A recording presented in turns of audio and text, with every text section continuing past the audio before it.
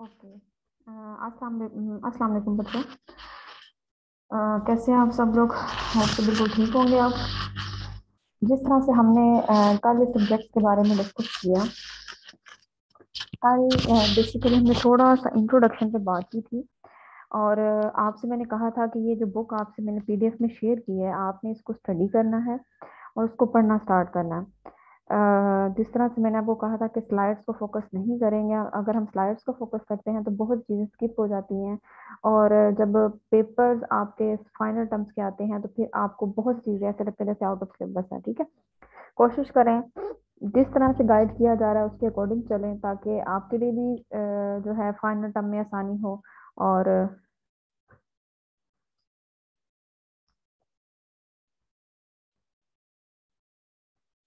अस्सलाम वालेकुम।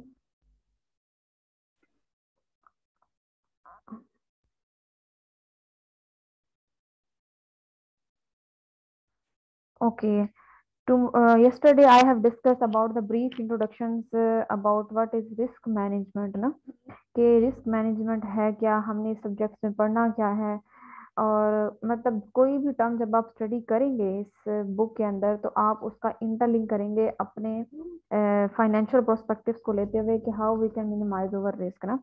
तो आप कोई भी टॉपिक जब मैं इसको खत्म करूंगी तो मैं कोशिश करूंगी साथ में बताऊं कि ये फैक्टर तो है, बट रिस्क किस तरह से मिनिमाइज हो रहा है वो इस तरह से हो रहा है। तो हर एक चीज को जब भी रिस्क मैनेजमेंट का कोई भी पेपर में क्वेश्चन आता है, सिंपली स्टेटमेंट भी दी होती है। तो आपने जैसे पूछा जाता है ना कि एक फर्म का गोल क्या होता है, ठीक है। एक फर्म का गोल अगर हम खाली जस्ट सिंपली ये क्वेश्चन पूछा गया है तो आप कहते हैं मैक्सिमाइज शेयर होल्डर्स वेल्थ ना। तो एक ही उनका प्रोस्पेक्टिव होता है। जितनी भी वो स्ट्रगल कर रहे हैं, डिपार्टमेंटल बना रहे हैं, प्रोडक्शन कर रहे हैं, मैन्युफैक्चरिंग कर रहे हैं, सेलिंग कर रहे हैं, एचआर, मतलब hiring firing, each and everything, जितनी भी स्ट्रगल हो रही है, जो बेसिक पर्पस है उसका वो क्या है कि शेयर होल्डर्स की वेल्थ को मैक्सिमाइज कैसे किया जा सकता है। इस तरह से अगर मैनेजमेंट की बात करते हैं हम लोग, रिस्क मैनेजमेंट की, तो मैनेजमेंट का मतलब ही यही है कि जितनी अच्छी मैनेजमेंट होगी, जितना अच्छा जो होगा वो सिस्टम बनेगा, उतने ज्यादा चांसेस हैं कि जो मैनेजमेंट है एफिशिएंट होगी, स्किलफुल वर्कर होंगे, उनका जो बैकग्राउंड है वो एजुकेशनल होगा। एजुकेशनल इन सेंस ऑफ कि अगर वो एचआर का पर्सन है तो उसकी जो मास्टर्स है या जो उसने क्वालिफिकेशन हासिल की है वो एचआर की हो।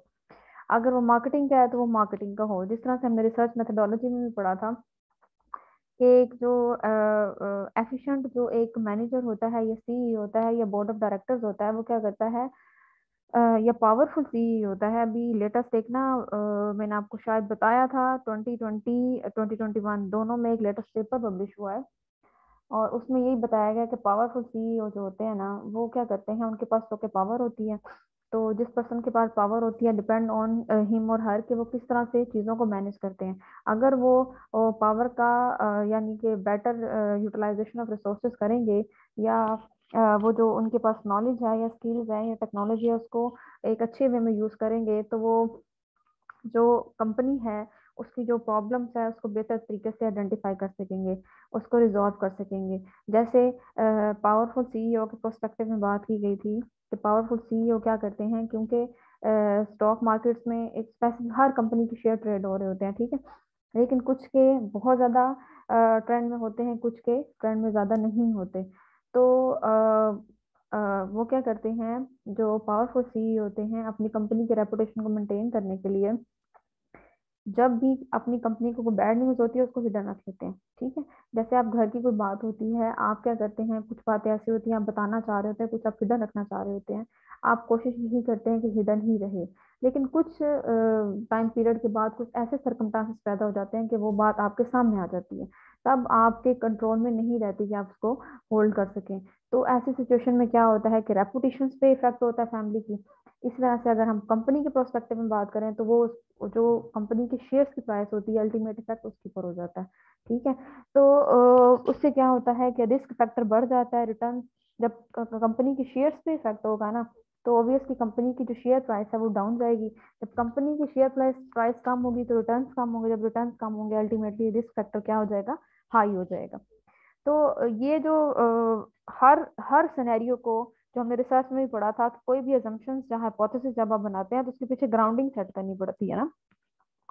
कोई भी जब बुक पढ़ें, जैसे कि आप फाइनेंशियल स्टेटमेंट एनालिसिस की बात करते हैं, तो फाइनेंशियल स्टेटमेंट एनालिसिस में जब आप बात करते हैं तो आप घूम फिर के उसके एनालिसिस पे आ जाते हैं, फाइनेंशियल रिपोर्ट्स पे आ जाते हैं कि रिपोर्ट्स क्या कहती हैं, रिपोर्ट्स को पढ़ना किस तरह से है, उनकी इंटरप्रिटेशन किस तरह से करनी है।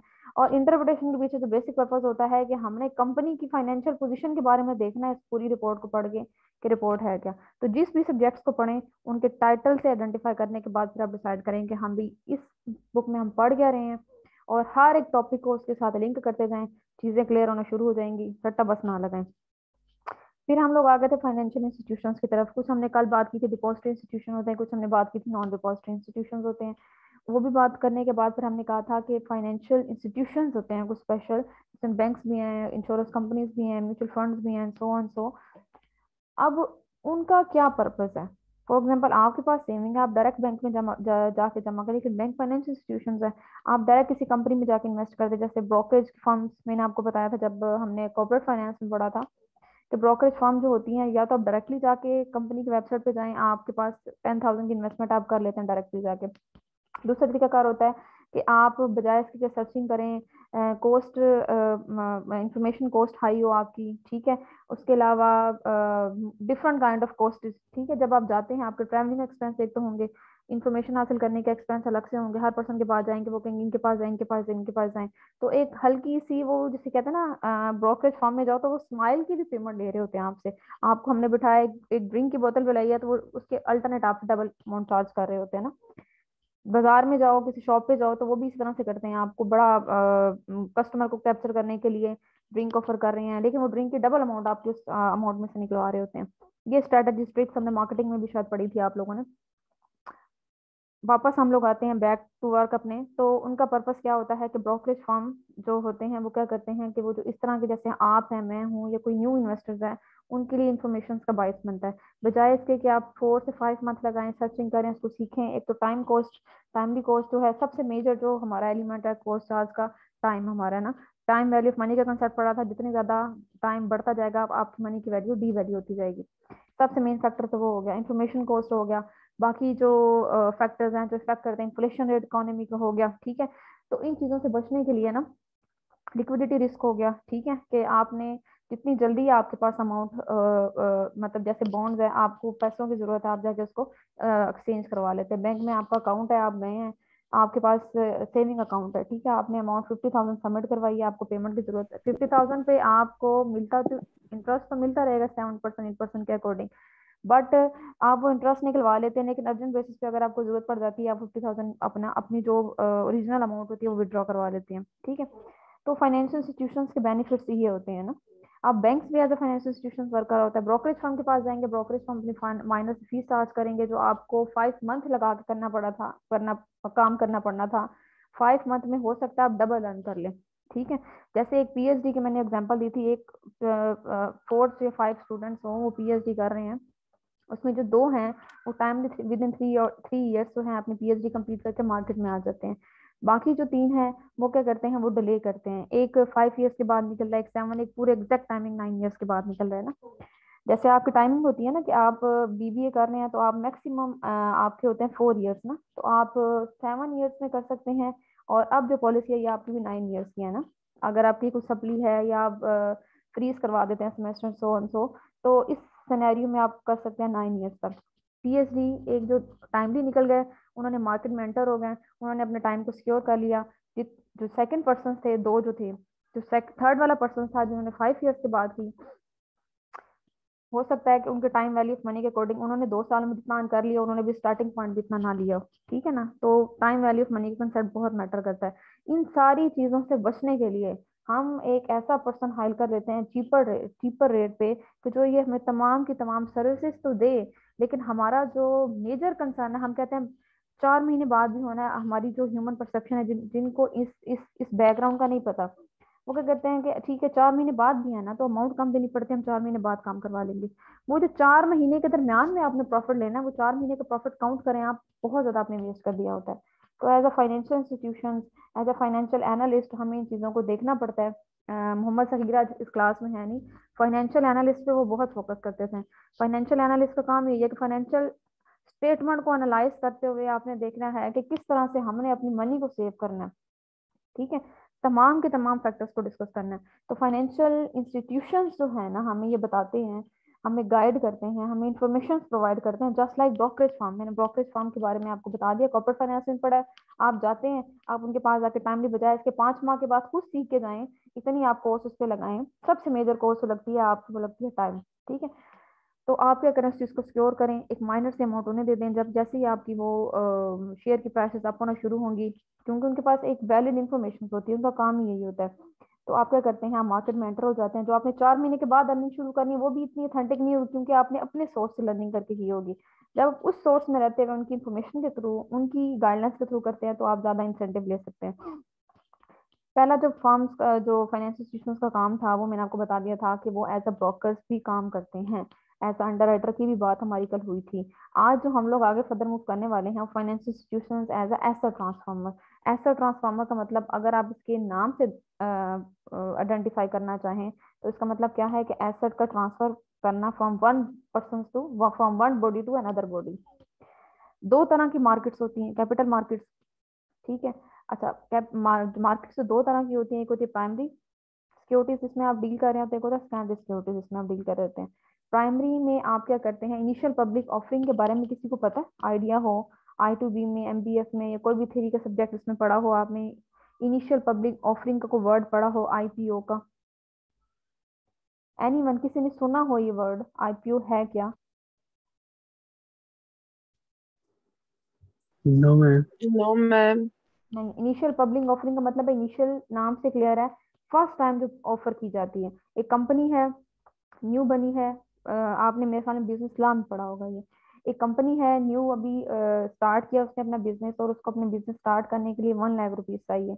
50,000 जो उनके ऑनर है उनके पास अमाउंट है, 50,000 उनको मजीद चाहिए। तो वो जो 50,000 होंगे ना, वो अपने कंपनी के शेयर इशू कर देंगे, और जो लोग उनको परचेज करेंगे वो कंपनी के ऑनर 50% के बन जाएंगे। वो 1% भी हो सकता है, वो मार्केट में 20-30% के रेशो से भी हो सकता है।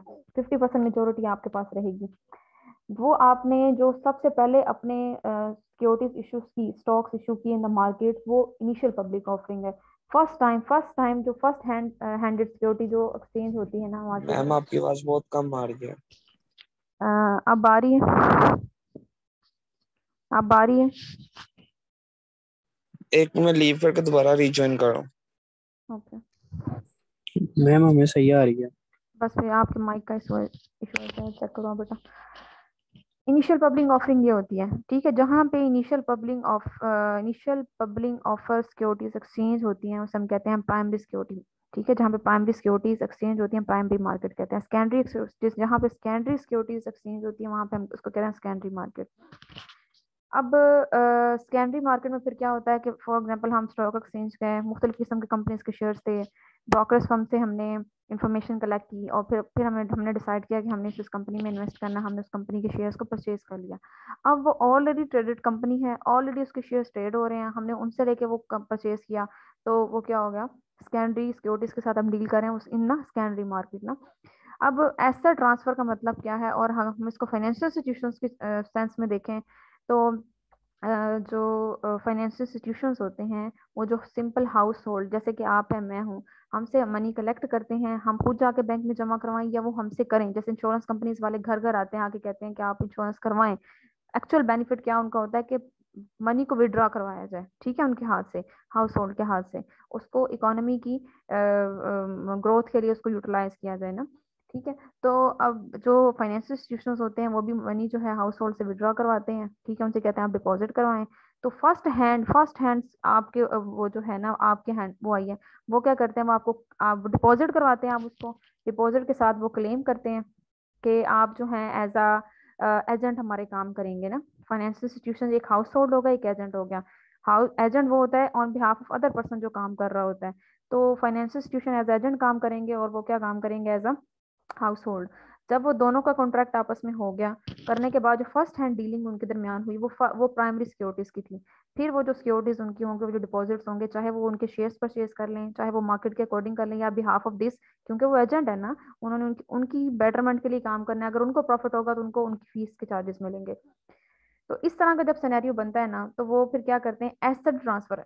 आपका जो कैश है वो भी करंट एसेट्स है ना, वो एसेट को ट्रांसफर करते हैं वो इक्विटी या बॉन्ड्स को लेके वो ट्रांसफर करते हैं, और थर्ड पार्टी इस तरह से इंक्लूड हो जाती है, जिसे कहते हैं फाइनेंशियल इंस्टीट्यूशंस, और एक सिस्टम, एक सर्कल सा चल जाता है।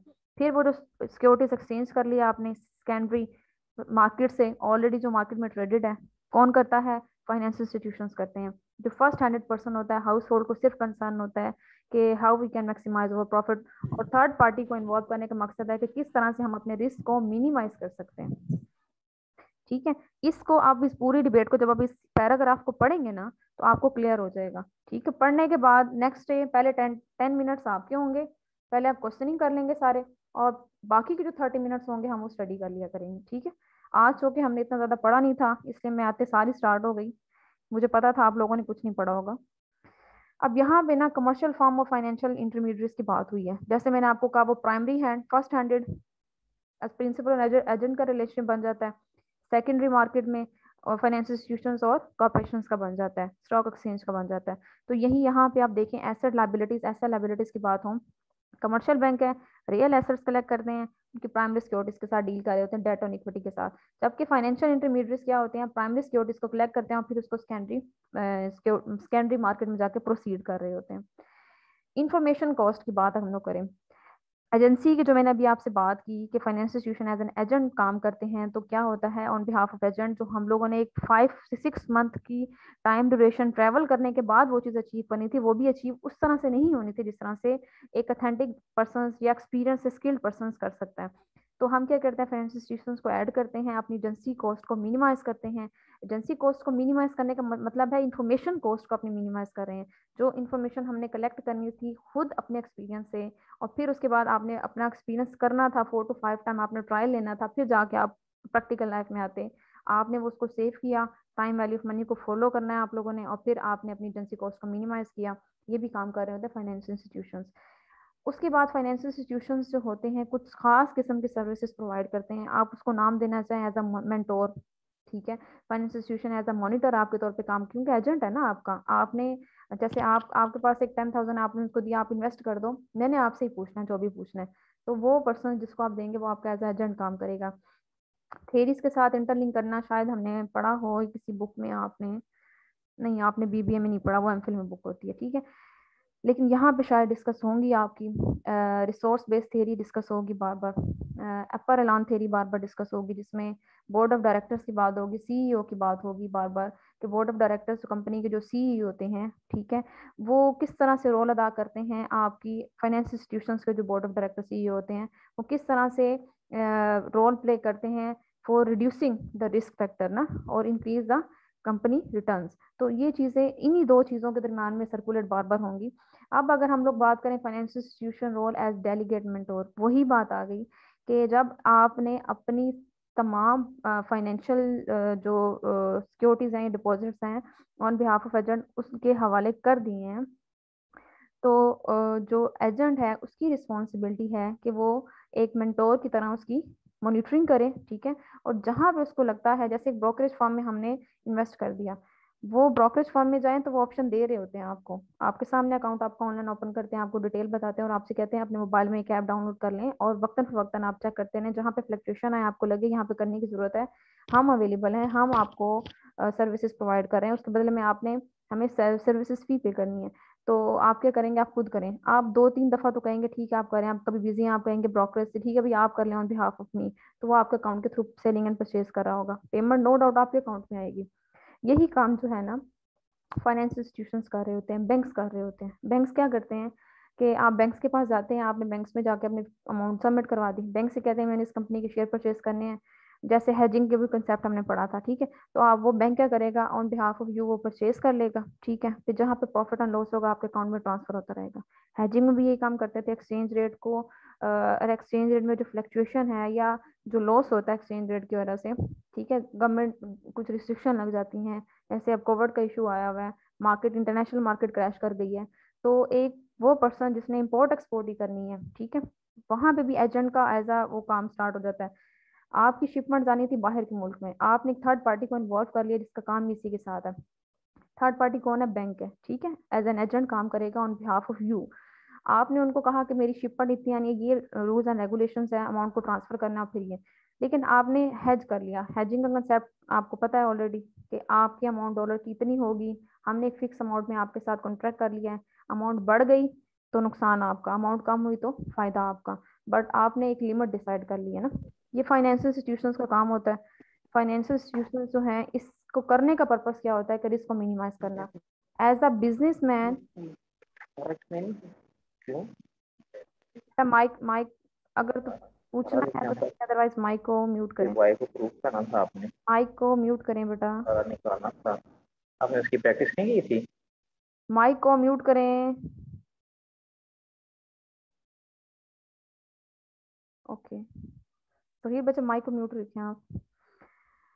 तो इस तरह से कुछ सिनेरियो आप फिक्स कर लेते हैं। पर्पस क्या होता है कि आपने रिस्क को किस तरह से मिनिमाइज करना है। फिर अगर हम लोग बात करें इंफॉर्मेशन प्रोड्यूसर्स की, तो जब एक आप किसी थर्ड पार्टी को या फाइनेंशियल इंस्टीट्यूशंस को इन्वॉल्व कर लेते हैं, तो उनका पर्पस होता है कि कोई भी मार्केट में फ्लक्चुएशंस आ रही है, अगर तो आप अवेयर हैं, वो वक्तन फवक्तन आपको अवेयर करते रहेंगे, ठीक है। अगर मार्केट में फ्लक्चुएशंस आ रही है, कोई न्यू इन्फॉर्मेशन प्रोड्यूस हो रही है, आपको लग रहा है कि इस कंपनी से जो है अमाउंट विड्रॉ करा के दूसरे में इन्वेस्ट कर दी जाए, तो इस सिनेरियो में आपको वो जो फाइनेंशियल इंस्टीट्यूशन है वो गाइड करते रहते हैं ना, ठीक है, कि ये मार्केट में इंफॉर्मेशन प्रिवेल कर रही है, यहाँ पे इन्वेस्टमेंट करनी चाहिए, यहाँ पे इन्वेस्टमेंट नहीं करनी चाहिए। तो दोनों तरह की वो सर्विसेज का, एक तो ये मॉनिटरिंग में भी आ जाएगी, दूसरा ये इन्फॉर्मेशन प्रोड्यूसर्स में भी आ जाएगी कि आपकी नॉलेज में भी रहेगा कि आपकी अमाउंट कहाँ पे जा रही है, ठीक है। उसके बाद हम लोग अगर नेक्स्ट बात करते हैं लिक्विडिटी एंड प्राइस रिस्क की। लिक्विडिटी और प्राइस रिस्क में तीन सिनेरियो बन रहे हैं। एक सिनेरियो तो ये है कि आपने बैंक में अमाउंट डिपॉजिट कराई सेविंग अकाउंट में, सेविंग अकाउंट में करवाने के बाद आपको पता है कि आपको मंथली एनुअली ये जो भी हर बैंक्स की रूटीन्स होती है उसके मुताबिक आपको इंटरेस्ट मिलना है, आप अपना इंटरेस्ट विड्रॉ करवाएं, उसको यूज करें, आपकी अमाउंट एक्चुअल सेव की सेव रहेगी, ठीक है। अच्छा, लिक्विडिटी का मतलब यही है ना कि इजिली कन्वर्ट इनटू कैश, ठीक है। सेकंड, आप क्या करते हैं, आप बॉन्ड्स वगैरह परचेज, म्यूचुअल फंड्स, इस तरह की सिक्योरिटीज के अंदर आप इन्वेस्टमेंट कर देते हैं, स्टॉक एक्सचेंज में कर देते हैं। आपको जब भी जरूरत हुई, स्टॉक एक्सचेंज में एक नुकसान होता है, हम वो बाद में डिस्कस करते हैं, बैंक्स में पहले हम लोग आ जाते हैं। बैंक्स में आपने अमाउंट सबमिट करवा दी, सबमिट करवाने के बाद जैसे ही आपको जरूरत हुई है अमाउंट की, आप अपनी एक्चुअल अमाउंट 50,000 सबमिट करा दिया, 50,000 विड्रॉ करा लेते हैं, ठीक है ना, इजिली कन्वर्ट इनटू कैश। दूसरी बात यह है प्राइस रिस्क की, अगर हम लोग बात करें, आप जब सिक्योरिटी मार्केट में इन्वेस्ट करते हैं ना, तो सम टाइम्स आपने जिस कंपनी के शेयर परचेज किए होते हैं, ड्यू टू इकोनॉमी क्लैश, आपकी वो जो शेयर जो आपने परचेज किए होते हैं उसकी वैल्यू क्रैश कर जाती है। आपने 150 का परचेज किया, उसकी वैल्यू 130 पे चली गई या 120 पे चलेगी, 1 रुपी का भी फर्क पड़ा है तो बहुत बड़ी अमाउंट अगर आपने इन्वेस्ट किया तो आपको बहुत ज्यादा लॉस फेस करना पड़ता है। तो इन चीज़ों से बचने के लिए जो फाइनेंशियल इंस्टीट्यूशंस है ना, वो सर्विसेज प्रोवाइड करते हैं, ठीक है। वो इंफॉर्मेशन प्रोड्यूस करते रहते हैं, वो मॉनिटरिंग करते रहते हैं बार बार, कि आपको अवेयर कर सकें कि आप जो है इन चीज़ों में इन्वेस्ट करें, इन चीज़ों में इन्वेस्ट ना करें, एज एन एजेंट, ठीक है। दूसरी वो क्या ऑप्शन रखती हैं, आपने उनको दे दी 50,000, आपने बैंक से कहा ये मेरा 50,000 है, इन्वेस्ट करें, मुझे अपने प्रॉफिट से कर्ज है, आपको बिल्कुल नाउ हाउ नहीं है आपने क्या करना है, कहाँ इन्वेस्ट करना है, आपका सिर्फ जो पर्पस है कि आप अपने प्रॉफिट को किस तरह से मैक्सिमाइज कर सकते हैं, ठीक है। और वो on behalf of you as agent काम कर रहे हैं, उनकी रिस्पॉन्सिबिलिटीज है कि इंफॉर्मेशन को प्रोड्यूस करते हुए, अपनी मॉनिटरिंग को बेहतर बनाते हुए आपके प्रॉफिट को मैक्सिमाइज करें। डाइवर्सिफिकेशन का कंसेप्ट आ जाता है, वो बजाय इसकी कि एक उसमें इन्वेस्ट करें, वो डाइवर्सिफाई कर देते हैं, पूल बना देते हैं आपकी इन्वेस्टमेंट्स का। उससे क्या होता है, क्योंकि जो हाउस होल्ड होता है उसका एक ही पर्पज है कि मैंने अगर सेविंग इन्वेस्ट किया तो मेरी किस तरह से रिटर्न मैक्सिमाइज हो, तो उनके रिटर्न को मैक्सिमाइज करने के लिए डाइवर्सिफिकेशन हो जाती है। तो अगर आपने 50,000 तीन प्रोजेक्ट में इन्वेस्ट कर दिया, एक में लॉस हो गया, दो में प्रॉफिट हो गया, वो कंपनसेट हो जाएगा। लेकिन जब एक्चुअल अमाउंट उस हाउस होल्ड के अमाउंट हाथ में जाएगी, तो उसके लिए उसकी ओरिजिनल अमाउंट 50,000 से हो सकता है उसको 60,000 नसीब हो जाए, ठीक है। लेकिन जब इस ये सिनेरियो बनता है ना, तो क्या होता है कि जो रिस्पॉन्सिबिलिटीज है ना उसकी, हाउस होल्ड की, वो कम हो जाती हैं, इंफॉर्मेशन कॉस्ट कम हो जाती है, मॉनिटरिंग कॉस्ट कम हो जाती है, जो उसको टाइम देना, मॉनिटरिंग कॉस्ट में पहला फैक्टर जो आप जहन में हमेशा रखेंगे, टाइम वैल्यू मनी का। उसके बाद हमने जितने वो पीछे सिनेरियोस पढ़े हैं उनको इंटरलिंक करते जाएं अगर आप, तो एट दैन यही कंक्लूजन निकलेगा कि जो फाइनेंशियल इंस्टीट्यूशंस हैं उसका एक ही पर्पस है कि how to secure the profits या रिटर्न्स ऑफ हाउस होल्ड, ठीक है। अच्छा, उसके बाद अगर हम लोग बात करें कि इसके अलावा ये जो सर्विसेज ऊपर प्रोवाइड कर रहे हैं फाइनेंशियल इंस्टीट्यूशंस, कुछ अदर सर्विसेज भी प्रोवाइड करते हैं, रिड्यूस ट्रांजैक्शन कॉस्ट, ठीक है। आपने अगर तो खुद अगर वो इन्वेस्टमेंट करते ऑन बिहाफ ऑफ अस, अगर हम बात करें खुद हम लोग कर रहे हैं, तो हम एजेंट्स की सर्विसेज नहीं लेते, फाइनेंशियल इंस्टीट्यूशन की सर्विसेज नहीं लेते, तो ट्रांजैक्शन कॉस्ट हाई हो जाती है। ठीक है, ट्रांजैक्शन कॉस्ट मतलब आप मार्केट में एंटर होंगे, सर्वे करेंगे, आप मुख्तलिफ किस्म के लोगों की सर्विसेज लेंगे, जिधर भी जाएंगे आप एक कॉस्ट पे करेंगे उसको, उनकी सर्विसेज को अवेल करने के लिए। फिर आप टाइम कंज्यूम करेंगे, फिर आप सर्चिंग करेंगे, फिर फाइनल कंक्लूजन पहुंचेंगे, और फिर भी डाउटेड ही होंगे, रिस्क फैक्टर बहुत हाई होगा कि वेदर आई इन्वेस्ट और नॉट। ठीक है, मुझे प्रॉफिट होगा या लॉस होगा, ये सिनेरियोज आपके माइंड में चल रहे होते हैं। जबकि फाइनेंशियल इंस्टीट्यूशंस को जब आप एज एन एजेंट हायर कर लेते हैं, तो जो ट्रांजेक्शन कॉस्ट होती है वो कम हो जाती है। यहाँ पे एक एग्जांपल दी हुई थी, चलो ये आप खुद पढ़ेंगे और कल मुझसे क्वेश्चनिंग करेंगे। जो मैंने अभी आपको बात बताई है वही बात यहाँ पे लिखी हुई है, लेकिन आप इसको एक दफा खुद रीड आउट करेंगे और कल मुझसे पूछेंगे, ताकि मुझे भी आइडिया हो कौन सा बच्चा पढ़ के आ रहा है कौन सा नहीं आ रहा। ठीक है, उसके बाद आ जाते हैं मेच्योरिटी इंटरमीडिएट्स की। अच्छा, इसमें क्या होता है, बैंक्स वाली जो हमने एग्जांपल्स दी थी या शॉर्ट टर्म सिक्योरिटीज में इन्वेस्टमेंट वाली दी थी, जो फाइनेंशियल इंस्टीट्यूशंस होते हैं ना, दो तरह के ऑप्शन है उनके पास कि आपने सेविंग अकाउंट ओपन करवाया एक खास टाइम पीरियड के लिए, 4 4 ईयर्स के लिए, 5 ईयर्स के लिए, आप अपनी अमाउंट विड्रॉ नहीं करवा सकते। ठीक है, आपको पैसों की जरूरत हो चुकी है, बिफोर मेजोरिटी आप विड्रॉ करवा सकते हैं, आपकी एक्चुअल अमाउंट आपके हैंड में होगी, आपको नुकसान, नो प्रॉफिट नो लॉस वाली सिचुएशन हो जाएगी। ये टेंशन नहीं होगी कि आपने जो है आपका रिस्क फैक्टर हाई है या आपकी रिटर्न हाई है। आइडियल सिचुएशंस है कि जहां पे आपको लॉस ना हो, आप अपनी ओरिजिनल अमाउंट को भी मेंटेन कर लें, तो ये भी एक जब इकोनॉमी की जो अप्स एंड डाउन इकोनॉमी में चल रहे हो। बट अगर आपने सेव ही करनी है तो फिर इट मीन्स आपने 4 से 5 मंथ अपने घर में सेव कर लें, कोई डिफरेंस ज्यादा नहीं रहा। दूसरी चीज होती है कि जब आप एज एन एजेंट हायर करते हैं, तो उनका काम होता है कि किस तरह से हम अपने जो हाउस होल्ड उनको मैक्सिमाइज जो है ना बेनिफिट प्रोवाइड कर सकें। तो वो क्या करते हैं, वो शॉर्ट टर्म सिक्योरिटीज में इन्वेस्टमेंट कर देते हैं, शॉर्ट टर्म मॉर्गेज वगैरह लोन्स वगैरह हाउस होल्ड इस तरह से दे देते हैं। ठीक है, इन सिक्योरिटीज में इन्वेस्ट कर देते हैं, और जैसे ही रिटर्न आता है ना शॉर्ट टाइम पीरियड के लिए, मतलब एक जैसे आप हैं, आपने 10,000 दिया, आपको बिल्कुल आइडिया नहीं किस तरह से डील करना है, ऑन बिहाफ ऑफ यू जो फाइनेंशियल इंस्टीट्यूशन है उन्होंने इन्वेस्ट किया, आप उनके पास विद इन 4 मंथ्स जाते हैं, आप कहते हैं, आप कंसर्न तो होते हैं ना अपने अमाउंट को लेके कि आपको मैंने 10,000 दिया था, वेयर इज, कहाँ इन्वेस्ट किया आपने।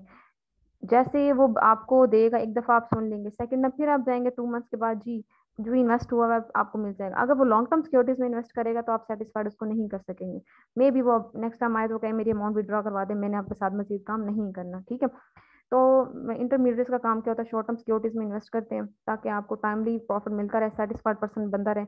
लॉन्ग टर्म में भी होता है, बट फॉर देखा जाए कि जो वो इन्वेस्टर्स जो रिलायबल होते हैं, ठीक है, वो अभी इस सेंस में यहाँ पे नहीं आएंगे। दूसरी यहाँ पे जो डिस्कस किया गया है, जो एग्जांपल यहाँ पे डिस्कस की गई है, financial institutions offer majority intermediate services to the rest of the economy specially through majority mismatching. Financial institutions produce new types of contracts such as long-term mortgage loans to household and still raising funds with the short-term liability contracts. Further, while such mismatch can subject financial institution interest, इसमें अब यहाँ पे जो आपकी इसमें बात हम लोग करें, तो जो फाइनेंशियल इंस्टीट्यूशंस होते हैं ना, वो एक काम ये भी कर रहे होते हैं, जैसे बैंक्स हैं, बैंक्स ने आप हाउस होल्ड से 50,000 की अमाउंट रिसीव की, आगे उसको इन्वेस्टमेंट उसकी इन्वेस्टमेंट कर दी, इन्वेस्टमेंट करने के बाद लॉन्ग टर्म मॉर्गेज में शॉर्ट टर्म्स में प्रॉफिट आता जाएगा, आप उनके अकाउंट में ट्रांसफर करते हैं, जो बैंक्स की सर्विसेज जिस नॉर्मल जिस तरह से प्रोवाइड कर रहे होते हैं। पर्पज यही है, आपकी अमाउंट भी सेव है, आपको उसके ऊपर इंटरेस्ट मिलता जा रहा है। इसके अलावा यहाँ तक जो हमने डिस्कस कर ली हैं, जितनी भी हमने ऊपर की हैं, ये सिर्फ और सिर्फ थी वो सर्विसेज जो as a financial institution provide करता है हाउस होल्ड को। ठीक है, पर्पस अगेन क्या है कि किस तरह से उसकी वेल्थ को मैक्सिमाइज किया जा सकता है और रिस्क फैक्टर को रिड्यूस किया जा सकता है। इसके अलावा कुछ स्पेशल किस्म के फंक्शंस हैं जो कि प्रोवाइड करते हैं स्पेशल फाइनेंशियल इंस्टीट्यूशंस। ठीक है, जब स्पेशल फाइनेंशियल इंस्टीट्यूशंस की बात आए तो इन फैक्टर्स को आपने जहन में रखना है। वो फैक्टर्स हैं कि जो आप किसी नॉर्मल रिलायबल पर्सन के ऊपर भी ट्रस्ट करके देते हैं तो उन्हें वो परफॉर्म करने पड़ते हैं, लेकिन कुछ स्पेशल किस्म के पर्सन जिस तरह से होते हैं, फाइनेंशियल इंस्टीट्यूशन होते हैं, आपको एक्सपेक्टेशन भी उससे स्पेशल किस्म की होती है। उसमें जो मेजर चीज है, पहले ये बात अगर हम लोग करें तो मॉनिटरी पॉलिसी की। ठीक है, मॉनिटरी पॉलिसी में क्या होगा, इससे पहले किसी को इशू है तो मुझसे एक दफा पूछ लें पहले।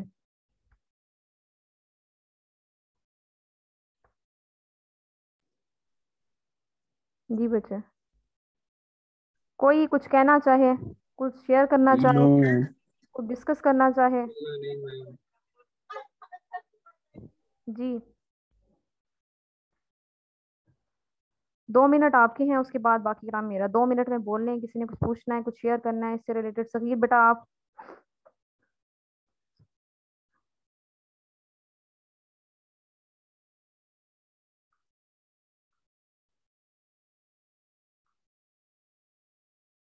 जी, मैम ये क्रेडिट एलोकेशन दोबारा बताइएगा। किसको दोबारा बताऊं? Credit allocation. मैं तो देखा आप लेक्चर नहीं सुन रहे हैं। आप लेक्चर ज्यादा बच्चे मैम सुन रहे हो। क्रेडिट नहीं एलोकेशन नहीं, मैं इधर ही था। मुझे बताएं, क्रेडिट मैं एलोकेशन। बेसिकली मैम तैयार हो रहा हूँ। क्रेडिट एलोकेशन मुझे बताएं, क्लास में किसी ने सुना है? किसी ने भी नहीं सुना। अभी तो मैंने बोला ही नहीं, वो अभी तो मैंने पढ़ाया ही नहीं है वो आपको। मैम अभी बढ़ाना है। आप अभी सोए हो? मैं मैं बेटा की मैं क्लास में। फाइनल टच देने गया था ना शीशे के पास, इसीलिए। जी जी, आप कनेक्ट हैं पर आप सुन नहीं रहे हैं। नहीं, मैं साथ साथ सुन रहा हूँ, लेकिन मैं फाइनल टच देने गया हुआ था। ऑफिस निकल रहा हूँ ना मैं। Okay okay okay. अच्छा, यहाँ पे ट्रांसफॉर्मेशन ऑफ मॉनेटरी पॉलिसी के बारे में कोई बच्चा कंट्रीब्यूट करना चाहे? क्या होगा ये? कल लास्ट वाला पॉइंट नहीं मैंने सुना। चल लास्ट वाले से ऊपर। जी बेटा जी। The transformation of monetary policy, जो ऊपर आपने फाइनेंशियल इंस्टीट्यूशंस के बारे में सुन लिया है, इसके बाद आपके माइंड में क्या आता है? ये क्या है ट्रांसफॉर्मेशन ऑफ मॉनेटरी पॉलिसी? कोई भी बच्चा बताना चाहे। जरूरी नहीं कि वो मैं कहूँ कि वो गलत है। जी, शेयर करें जरा।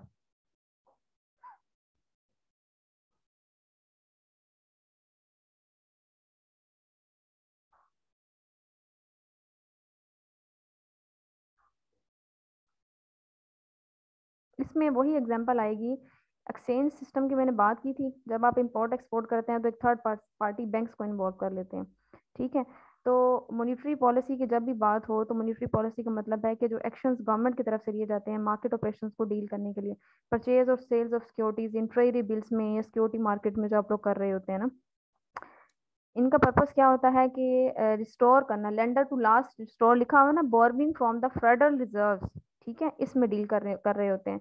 आप क्या करते हैं? आप अपनी मॉनेटरी पॉलिसी को बेहतर बनाने के लिए ना, आप बैंक्स को, ये फाइनेंशियल इंस्टीट्यूशंस को इन्वॉल्व कर लेते हैं। ये सर्विसेज स्पेशल किस्म की प्रोवाइड करते हैं, जिससे क्या होता है, मनी एक हाथ से निकल के दूसरे हाथ में जाती है। इकोनॉमिकली लेवल पे आपकी जो मनी की वैल्यू है वो डी वैल्यू होने से बच जाती है। ठीक है, अगर इनकी मॉनेटरी पॉलिसी बेहतर हो। और ये बनाता कौन है? फाइनेंशियल इंस्टीट्यूशन और गवर्नमेंट मिलकर बना रहे होते हैं। ठीक है। अच्छा, उसके बाद आ जाता है क्रेडिट एलोकेशन की बात हो जाती है। कुछ खास किस्म के फाइनेंशियल इंस्टीट्यूशन है जिनका पर्पस ही सिर्फ क्रेडिट एलोकेट करना होता है। जैसे बेगम कोर्ट में मैंने आपको बताया था एक इंस्टीट्यूशन था, वो बंद हो चुका है। क्रेडिट यूनियन के नाम से था, या आई थिंक वो स्पेशल माइक्रो फाइनेंस बैंक के नाम से था। माइक्रो फाइनेंस यूनियन, मैं मिस्टेक अगर नहीं करी, मुझे एग्जैक्ट नाम नहीं याद उनका। वो अभी ये जब पीटीआई की हुकूमत आई तब वो उसको बैन किया गया शायद। उनका पर्पस क्या होता था कि 25,000 50,000 के करीब ना फीमेल्स को वो लोन देते थे। ठीक है, एलोकेट करते थे, और ताकि वो अपना जो सिस्टम है वो चला सके ना। और वो 50,000 कहाँ से लेते थे? ठीक है, वो जो फाइनेंशियल इंस्टीट्यूशंस है, क्या उनकी अपनी सेविंग होती थी जो वो शेयर करते थे? नहीं, वो भी किसी से कलेक्ट करते हैं। कलेक्ट करने के बाद आगे जैसे बैंक्स प्रोवाइड करते हैं वो भी करें, लेकिन ऑन इंस्टॉलमेंट बेसिस ना, इंटरेस्ट बेस वो करते हैं। अगर आप 25 दिया, 30,000 जिस तरह से इंस्टॉलमेंट्स होती हैं, 32,000 ले रहे होंगे बैक पे आपसे। तो क्रेडिट एलोकेट करना भी इनकी एक स्पेशल, जिसे कहते हैं ना, कैरेक्टरिस्टिक्स में आ जाता है फाइनेंशियल इंस्टीट्यूशंस के। ठीक है। उसके बाद क्या होता है कि जब हाउस होल्ड की इनकम, अगर आप घर में अमाउंट रख देते हैं 50,000, आप 2 साल तक रखेंगे वो सेम रहेगी। जब जो इनका पर्पस क्या होता है फाइनेंशियल इंस्टीट्यूशंस का, जैसे बैंक्स हैं, कि आप हम हमारे पास जमा करवाएं। अब आजकल तो हर बैंक में एक, अब ये स्ट्रेटजी से कुछ बैंक्स में इम्प्लीमेंट हो चुकी है, कुछ में हो रही है, कि एक स्पेशल पर्सन हायर किया जाता है मार्केटिंग का। मार्केटिंग का पर्सन पहले भी होता है। उनका पर्पस क्या होता है? जी आप अकाउंट ओपन करवाएं, आप अकाउंट ओपन करवाएं। अकाउंट ओपन करवाने का मकसद क्या है? जब एक पर्सन अकाउंट ओपन करवा लेता है ना, उसके बाद वक्तन फवक्तन मैसेजेस आते रहते हैं, आप आपने अकाउंट में पेमेंट जमा करवाएं, आपका अकाउंट बंद होने वाला है, हाँ कोई ये सर्विसेज प्रोवाइड करें। जैसे हम मोबाइल पे अक्सर देखा होगा कि आप एक दफा पैकेज करते हैं, उसके बाद मुसलसल कंपनी की तरफ से बार बार आपको रिमाइंडर दिलवाया जा रहा होता है। ठीक है, इस तरह से बैंक्स का भी जो ऑनलाइन सिस्टम स्टार्ट हुआ है उसमें भी यही चीज हो रही होती है। तो इनका पर्पस, जो मेजर पर्पस है देखा जाए तो वो यही है कि मनी एक हाथ से ट्रांसफर, मतलब एक हाथ से लेके दूसरे हाथ में ट्रांसफर करना, ठीक है। जैसे रमजान में ज़कात का कंसेप्ट देखा जाए, ठीक है, तो इसमें भी कौन सी चीज़, कौन सा फैक्टर इन्वॉल्व होता है, फाइनेंशियल इंस्टीट्यूशन इन्वॉल्व होते हैं, और पर्पज एक ही है कि transformation of wealth from one hand to another hand. उसके अलावा ये पेमेंट सर्विसेज प्रोवाइड करते हैं, बैंक्स वाली, जब इंपोर्ट एक्सपोर्ट की मैंने आपसे बात की है, ऑन बिहाफ ऑफ यू वो पेमेंट कर रहे होते हैं। अगर हम लोग सिंपल फाइनेंस इंस्टीट्यूशंस ब्रोकरेज की बात करें तो ब्रोकरेज फर्म भी अक्सर ही होता है ऑन बिहाफ ऑफ यू। आप अगर एट द स्पॉट अवेलेबल नहीं है, आपसे उनका कॉन्टैक्ट है, या और वो आप पे ट्रस्ट करता है, या उन्होंने आपके ऊपर रिस्पॉन्सिबिलिटी मुकम्मल दी है कि अगर मैं अवेलेबल ना हूँ ऑन बिहाफ ऑफ मी, आपने मेरे शेयर की कहीं पे आपको लगे फ्लक्चुएशन आ रहा है, प्रॉफिट मार्जिन है, तो आप मेरे बिहाफ पे इसको सेल एंड परचेज कर सकते हैं, ठीक है। तो पेमेंट भी कर सकते हैं, विड्रॉ भी करवा सकते हैं। तो अगर इस तरह कुछ आपके दरमियान में कमिटमेंट और एग्रीमेंट हो गया, तो जो फाइनेंशियल इंस्टीट्यूशंस हैं, जो स्पेशल फाइनेंशियल इंस्टीट्यूशंस हैं, वो ये सर्विसेज भी प्रोवाइड कर लेते हैं। उसके बाद है डिनोमिनाइजेशन इंटरमीडिएशंस। अच्छा, इसमें क्या होता है, इसमें जो मनी मार्केट होती है ना, ये डेट इक्विटी म्यूचुअल फंड्स होते हैं स्पेशल, उनका पर्पस क्या होता है, प्रोवाइड करना services related to dominations intermediations, because they also sold a very large dominations many assets either out of reach individual services would result the saver holding higher in diverse under diversification assets portfolio, for example minimum size of negotiable CDs। ये अच्छा, इसका purpose क्या है कि again के एक money का one hand से सेकंड हैंड में ट्रांसफर करना और सेल करना लार्ज अमाउंट में, ठीक है। आपने 10,000 मुख्तलिफ कस्टमर से बैंक ने, हाउस होल्ड ने सेविंग अकाउंट में कलेक्ट हो गया आपके पास, 10 मुख्तलिफ एम्प्लॉयज से, ये हाउस होल्ड थे, उन्होंने बैंक में 10 अकाउंट्स में 10,000 सबमिट करवा दिया।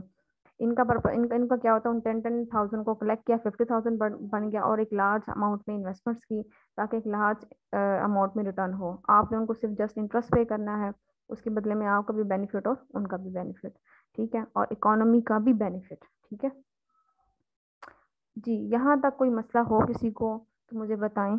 अब बारी है आपकी, मैंने जितना बोलना था मैंने अपना कंटेंट कवर अप करवा लिया। कल जो हम लोग फर्दर स्टार्ट करेंगे वो है स्पेशलिस्ट एंड रेगुलेशंस, कौन से रूल्स एंड रेगुलेशन है जिसके अकॉर्डिंग जो फाइनेंशियल इंस्टीट्यूशंस है वो वर्क करते हैं। आप लोग नेक्स्ट जो हमारा ये टॉपिक है ये स्टडी करके आएंगे वन बाय वन। मैं नेम लेने लगी हूँ, नेम सुन लें।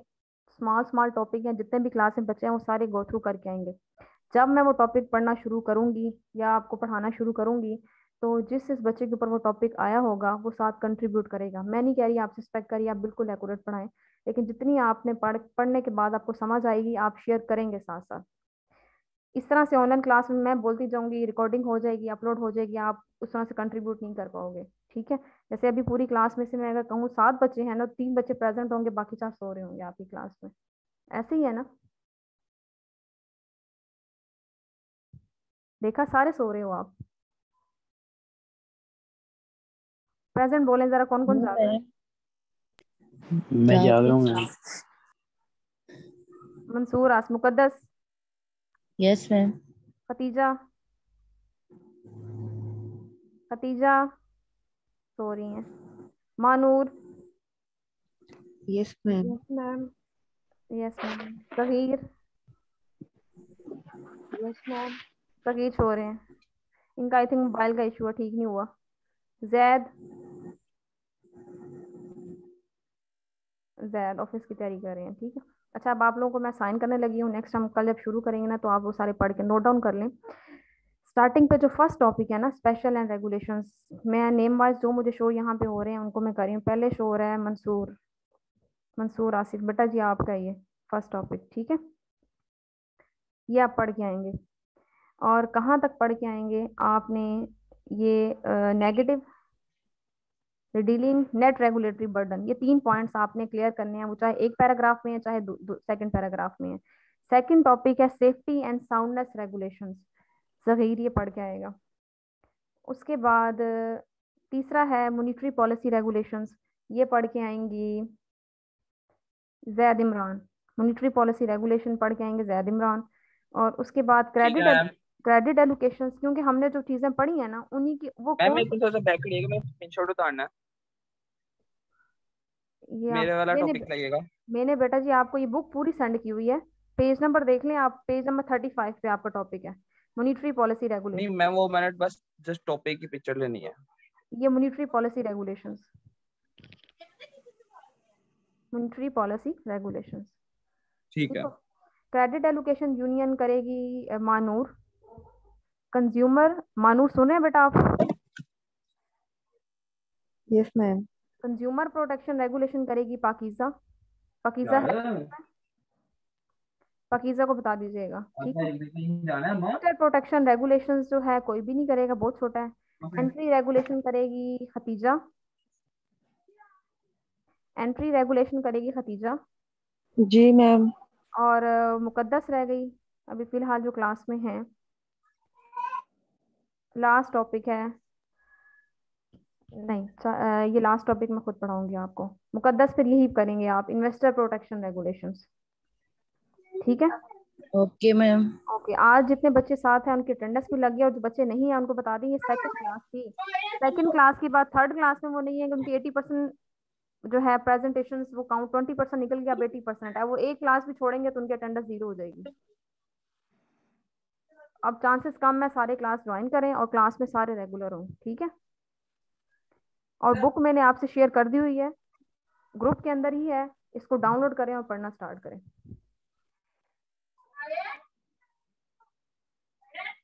कोई क्वेश्चन इसके अलावा किसी भी किस्म का हो? No ma'am.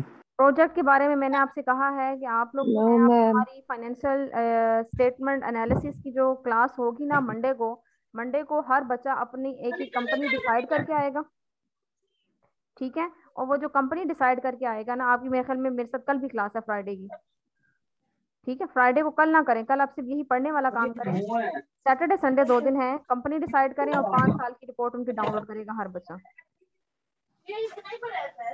ठीक है। दोनों सब्जेक्ट्स की कंबाइन असाइनमेंट्स में दे रही हूँ फिलहाल, उसके बाद हम फर्दर जो है दोनों की डिफरेंशिएशन करेंगे, कहाँ पे हमने किस सब्जेक्ट्स को लेके चलना है।